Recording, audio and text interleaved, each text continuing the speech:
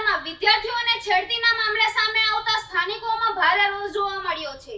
હીરાબાગ 4 રસ્તા પાસે ટ્યુશન ક્લાસમાં આવતી વિદ્યાર્થીઓને હેરાન કરતા બે શખ્સોને સ્થાનિકોએ પકડી પાડી જાહેરમાં મેથી પાક ચખાડ્યો હતો। સુરત શહેરની એક મહત્વપૂર્ણ મ્યુનિસિપલ હોસ્પિટલની સામે જ ગંદકી અને કચરાના ઢગલાઓએ માથું ચક્યું છે। સુરત મહાનગરપાલિકાના સંચાલિત ડીકેએમ હોસ્પિટલની આસપાસના વિસ્તારમાં સફાઈ વ્યવસ્થાના અભાવે ગંભીર સ્થિતિ સર્જાઈ છે। હોસ્પિટલની બહાર અને આસપાસ કચરાના ઢગલા જોવા મળતા દર્દીઓને તેમના પરિવારજનોને ભારે મુશ્કેલીનો સામનો કરવો પડી રહ્યો છે।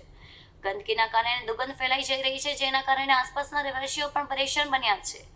સ્થાનિકોનું કહેવું છે કે વારંવાર રજૂઆત કરવા છતાં સમસ્યાનો કાયમી ઉકેલ લાવવામાં આવ્યો નથી। હોસ્પિટલ જેવા સંવેદનશીલ વિસ્તારમાં ગંદકીના કારણે રોગચાળાનો ભય પણ વધી રહ્યો છે।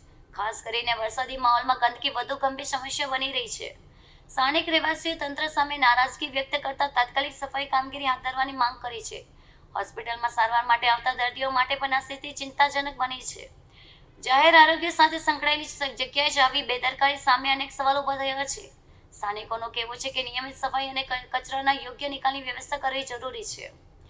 હવે જોવાનું એ રહેશે કે મહાનગરપાલિકા આ સમસ્યાના નિરાકરણ માટે કેટલા ઝડપથી પગલાં ભરે છે।